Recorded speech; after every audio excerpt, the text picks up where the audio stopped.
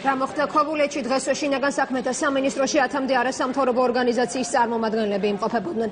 მათ ქობულეთის პოლიციის განყოფილებაში მომხდარი ფაქტის ამსახველი ვიდეო მასალა აჩვენეს, სადაც ჩანს თუ როგორ აყენებდნენ შეურაცხყოფას დაკავებულების სამართალდამცველებს. სამინისტროში განმარტავენ, რომ გამოძიების დეტალები ერთ კვირაში გახდება ცნობილი. გამოძიების შედეგებს არასამთავრობო სექტორი ცალოდება.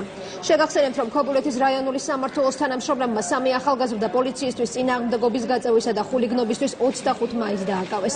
სასამართლომ კი დაკავებულები 100 ლარიანი ჯარიმის გახდახდის შემდეგ გაათავისუფლა. გათავისუფლების შემდეგ ახალგაზრდებმა სამართალდამცველები ზეწოლაში დაადანაშაულეს.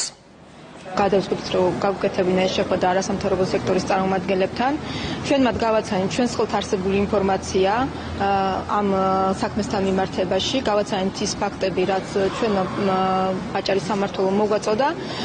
ასევე ვაჩვენეთ ის ვიდეო კადრები, რომელიც იქნა გადაღებული ქობულეთის განყოფილებაში, სადაც ნათლად ჩანს თუ როგორ აყენებენ შეურაცხყოფას პოლიციის თანამშრომლებს. თუ ეს კადრები არის ავთენტური და თუ ეს ადამიანები ნამდვილად პოლიციელებს აგინებდნენ, აქ ორი აზრი არ არის, რომ მათ კანონის თანახმად შესაბამისი პასუხისმგებლობა უნდა დაეკისროს. რამდენიმე კვირა გასული ამ ადამიანებს არ მიუმართავთ ექსპერტიზისათვის.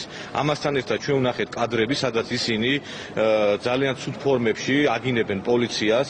ეს არის დაახლოებით 20-40 წამის მასალა და იქ ჩანს, რომ სასტიკად, ესე იგი შეურაცხყოფელი სიტყვებით ლანძღავენ პოლიციის